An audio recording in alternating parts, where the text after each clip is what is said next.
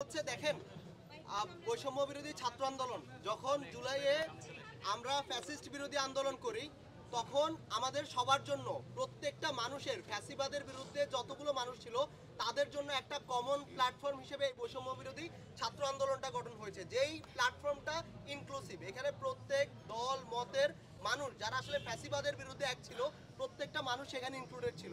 এবং এই জায়গাটাকে আমরা সবসময় ক্লেম করে এসেছি যে এই বৈষম্য বিরোধী ছাত্র আন্দোলন এটি একটি অরাজনৈতিক প্ল্যাটফর্ম। এই সংগঠনটা বা এই প্ল্যাটফর্মটা কখনো রাজনীতিতে আসবে না।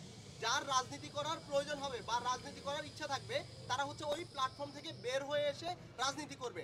এখানে আমাদের যেই উদ্দেশ্য বা যে আদর্শ নিয়ে আমরা বৈষম্য বিরোধী ছাত্র আন্দোলনে গিয়েছি সেই আদর্শটা এখনো ঠিক আছে।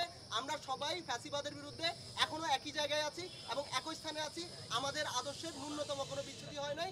আমরা আমাদের রাজনৈতিক প্রয়োজনে একটা নতুন সাংগঠনিক প্রয়োজনে নতুন একটি সংগঠন করতে আর আমাদের আজকের যে